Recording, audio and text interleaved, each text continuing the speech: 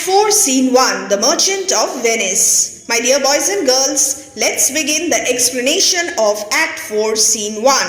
The setting of this scene is Venice, a court of justice. Let us read this section. This is a brief summary of Act 4, Scene 1. The Duke asks Shylock to show mercy to Antonio.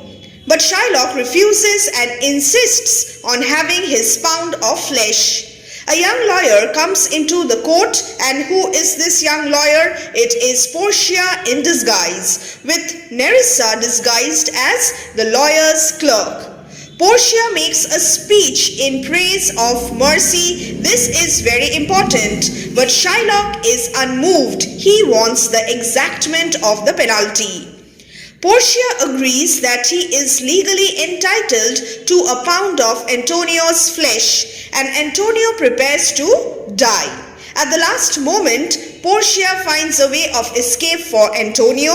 Bassanio is very grateful because his friend's life has been saved, and he offers to reward the young lawyer. Portia asks for a ring. The ring episode is also quite significant. Enter the Duke, the merchants, Antonio, Bassanio, Gratiano, Salerio, and officers of the court of justice. And who is Salerio? Salerio is Salarino. Keep this in mind. I hope there is no room for doubt anymore after your semester 1 examination. Salerio is Salarino. Duke. What is Antonio here? Antonio, ready, so please your grace. So the Duke wants to know if Antonio is present in the court of justice. Antonio says, yes, your grace, I am present if it pleases you. Duke, I am sorry for thee. The Duke is feeling sad for Antonio. Antonio is in a very miserable condition. Therefore, the Duke feels sorry for thee, for you, that is, for Antonio. Thou art come to answer.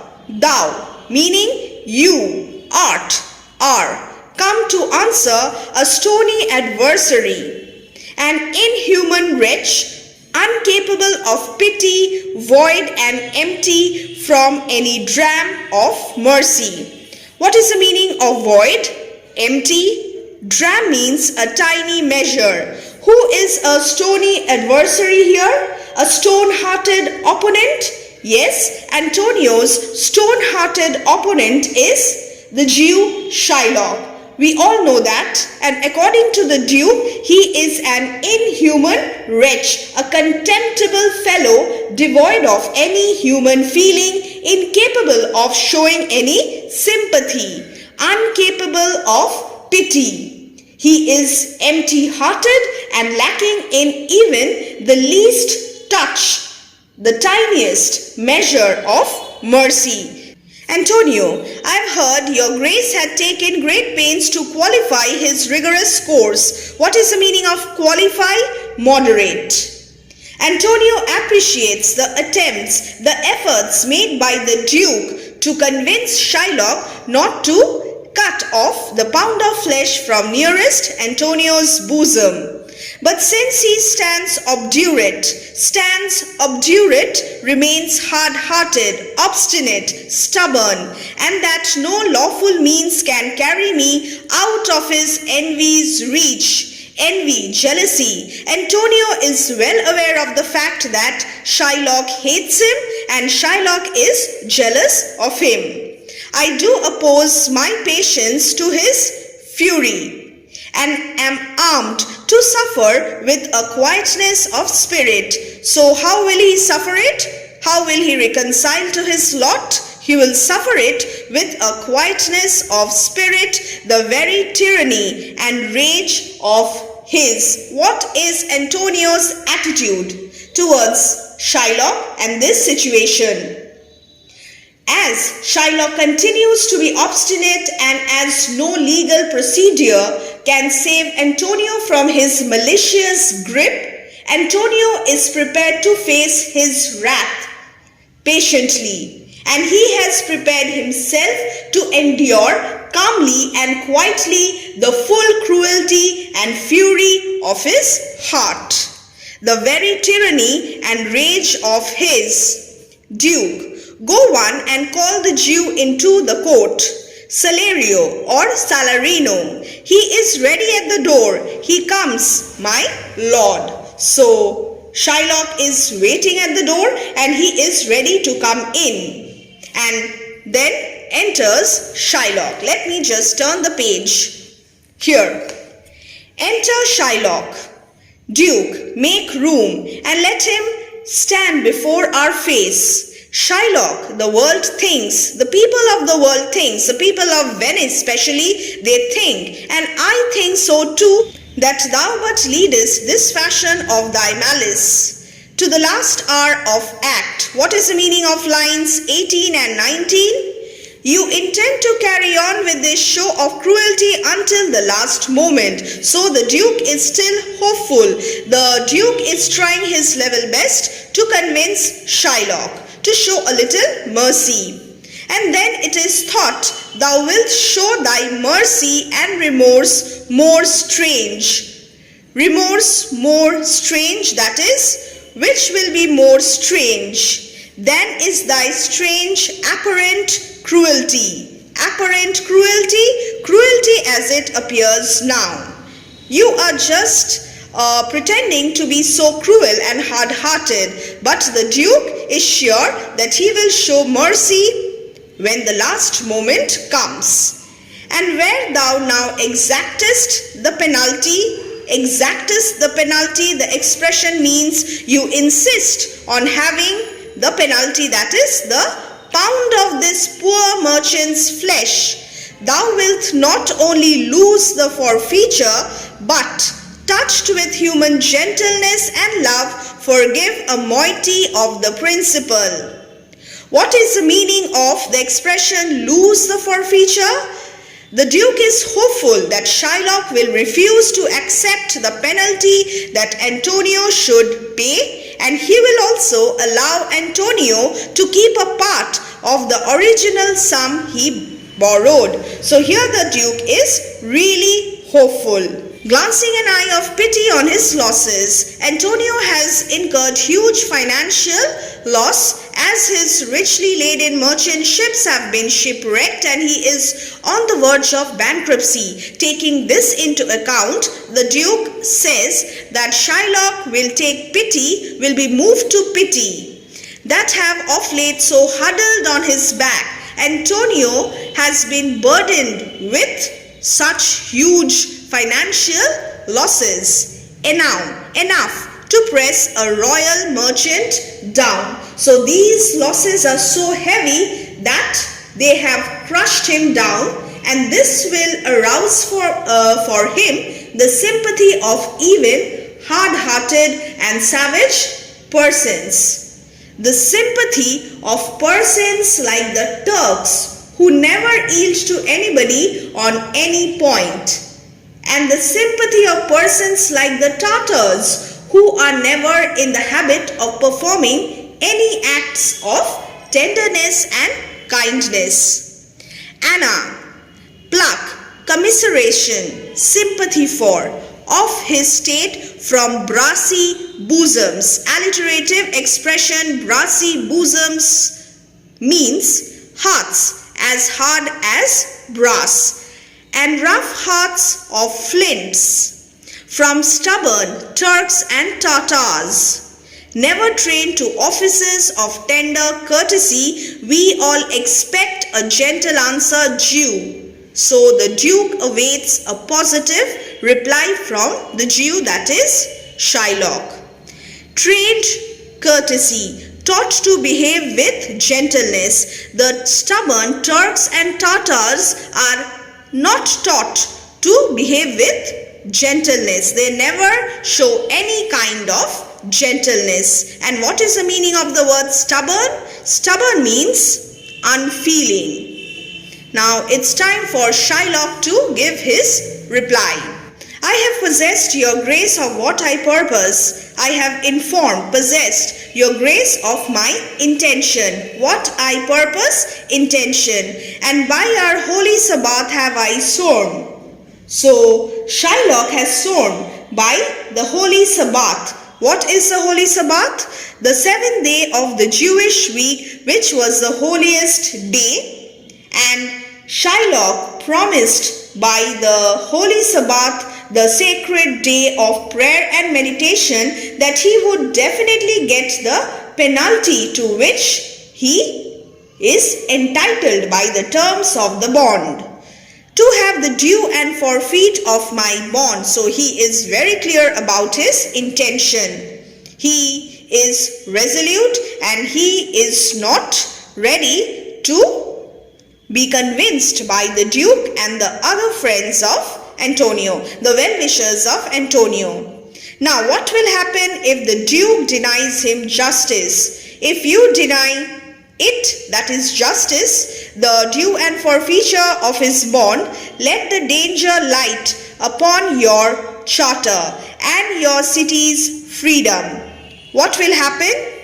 The proper penalty for not repaying his loan and the forfeiture must be given to him in the form of justice. And if this does not happen, what will happen? Danger, let the danger light, that is, descend upon your charter. What is a charter? The document by which Venice was granted independence or freedom, and your city's freedom. You will ask me why I rather choose to have a weight of carrion flesh, rotten flesh, than to receive 3,000 ducats. I will not answer that, but say it is my humor, because I want to, because I am whimsical, because I want it like that. It is my desire. Just this answer is enough. Is it answered? What if my house be troubled with a rat, and I be pleased to give 10,000 ducats to have it banned, poisoned? What, are you answered yet? I may give 10,000 ducats, I may spend 10,000 ducats to get rid of a rat. It is my whim, it is my fancy. Similarly, to cut off the pound of flesh is also my fancy, my humor. Some men there are love not a gaping pig. What is a gaping pig? A pig's head roasted with the mouth open. Some that are mad if they behold a cat, and others, when the bagpipe sings in the nose, cannot contain their urine. Here Shylock tries to justify his point, place his case more strongly by telling that there are some people who do not like to see a roasted pig laid on the dinner table. Again, there are some people who become furious when they see a cat anywhere. There are some people who feel enraged to hear the sound of the bagpipe. All these persons become so indignant, so angry, because it is a man's natural temperament which gives rise to certain emotions in him. So it is on the man's temperament that his inclination or his disinclination towards a thing depends. It is his natural inclination or disposition which determines what he likes and what he dislikes. For affection, master of passion, sways it to the mood of what it likes or loathes. Prejudice is stronger than any emotion and directs our emotion to love or hate the objects of our prejudice. Now for your answer, as there is no firm reason to be rendered. Let me just turn the page and adjust this here. Why he cannot abide a gaping pig, why he a harmless necessary cat, why he a woolen bagpipe, but of force must yield to such inevitable shame as to offend himself being offended. So can I give no reason, nor I will not. Here Shylock says that he would like to give a reply to the Duke's question. No rational cause can explain why a certain person cannot tolerate the sight of a roasted pig, or why a man is intolerant of a cat which is harmless and which in fact serves as a necessary purpose in a house. Nor is there any rational basis for a man's intolerant attitude towards a bagpipe, which is generally wrapped in a piece of flannel. All these persons react to certain things with a feeling of resentment and indignation, and their reactions are caused by their respective temperaments. In the same way, Shylock can give the Duke no reason why he wants a pound of Antonio's flesh. More than a lodged hate and a certain loathing I bear Antonio. Here Shylock is very clear. Shylock wants to take revenge on Antonio because he has a deep-rooted lodged hate and a certain loathing. Loathing is hatred as well. I bear Antonio. That I follow thus a losing suit against him, a legal case where I must lose money. Now are you answered? Bassanio, this is no answer, thou unfeeling man, you hard-hearted, unkind man, to excuse the current of thy cruelty, the current, the outpouring of your cruelty. I am not bound to please thee with my answers. Bassanio, do all men kill the things they do not love? And Shylock, hates any man the thing he would not kill? Bassanio, every offense is not a hate at first. Shylock, what? Wouldest thou have a serpent sting thee twice? So here Shylock would like to eliminate Antonio. His intention is very, very clear. He compares Antonio to a serpent. He will not allow Antonio to affect him in any way, to impact him in any way. Since he has got this opportunity, he will take full advantage of this opportunity and teach Antonio a befitting lesson. Antonio, I pray you, think you question with the Jew. So remember that you are arguing with the Jew. Antonio is not liking this. Antonio is really sad and he does not want his friends his well-wishers to argue with the heartless Jew. You may as well go stand upon the beach and bid the main flood bait his usual height. So he tries to convince Bassanio to come down, and he tells Bassanio that he may go stand upon the beach and request the main flood, the ocean tide, to reduce his usual height. You may as well use question with the wolf why he hath made the ewe bleed for the lamb. You may as well forbid the mountain pines to wag their high tops and to make no noise when they are fretted, blown with the gusts of heaven. You may as well do anything most hard as seek to soften that than which what's harder. So Antonio appeals to Bassanio to stay calm.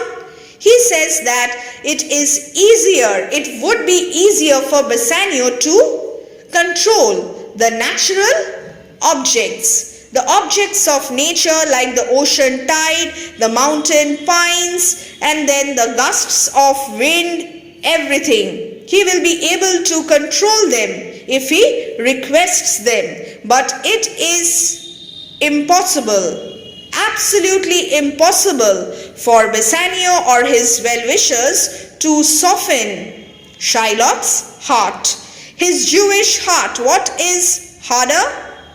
Which task is more difficult to complete? Yes, to soften the Jewish heart, to soften Shylock's heart.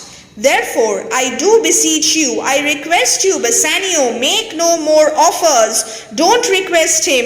Use no further means. Don't try anything else. But with all brief and plain conveniency, let me have judgment.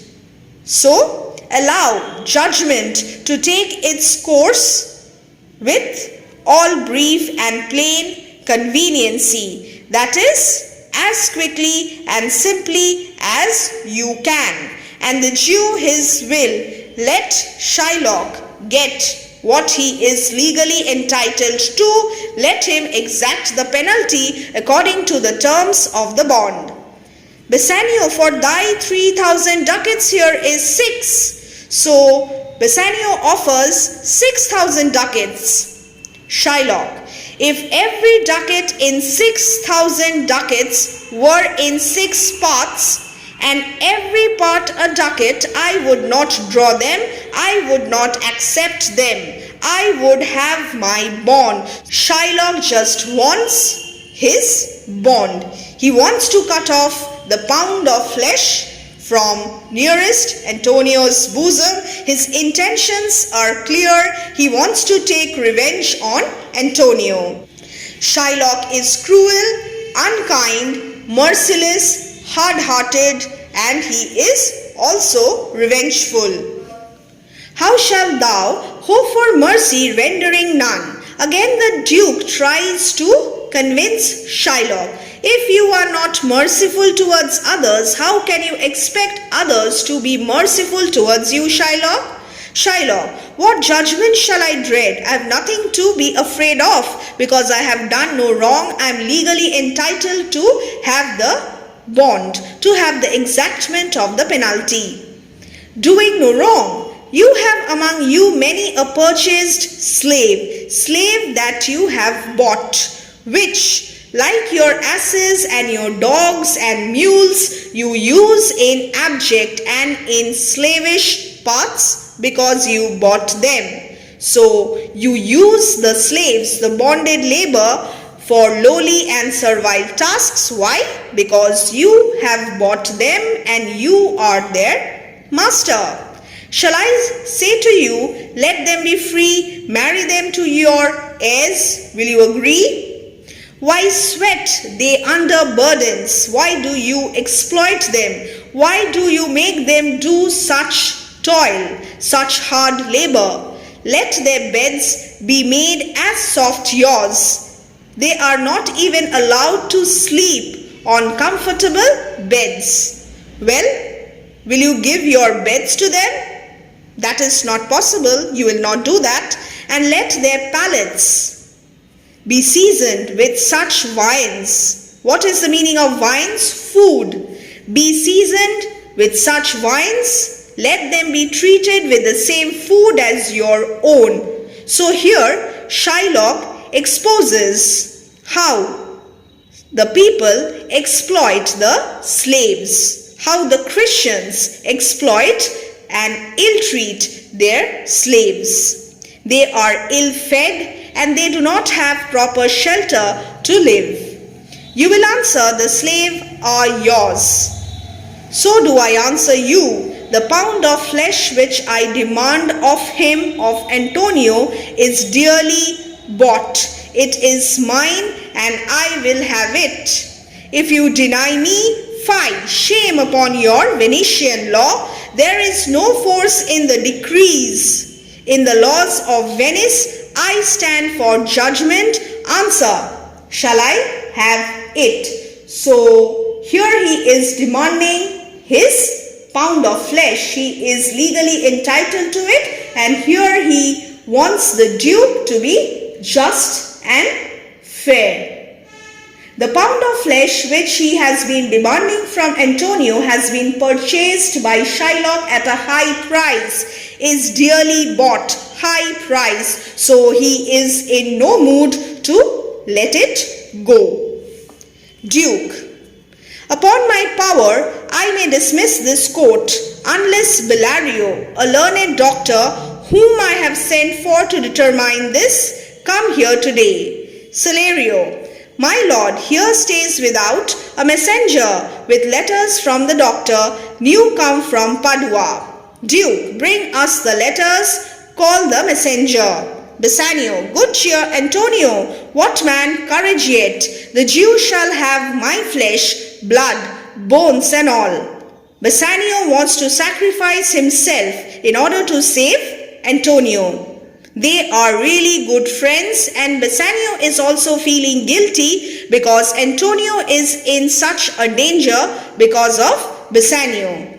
Or thou shalt lose for me one drop of blood, or before Antonio shall lose for Bassanio one drop of blood. Antonio, I am a tainted wether of the flock, a tainted wether, diseased ram, meetest for death, most suitable for death. The weakest kind of fruit drops earliest to the ground. Bassanio wants to save Antonio, but Antonio feels that he is a bankrupt and he is weak, and he deserves to have this fate, have such a tragic fate. And so let me. And he has also reconciled himself to this lot. You cannot better be employed, Bassanio, than to live still and write mine epitaph. So this is perhaps Antonio's last wish. Bassanio will remain alive in order to compose the words of grief and of praise to be inscribed on Antonio's grave. He must live and he must not think of death according to Antonio. So my dear boys and girls, this is the end of today's session, and in the next video, in part 2 of The Merchant of Venice Act 4 Scene 1, we will see how Portia, disguised as Balthazar, saves Antonio from the clutches of the cruel Shylock. Till then, bye and stay connected.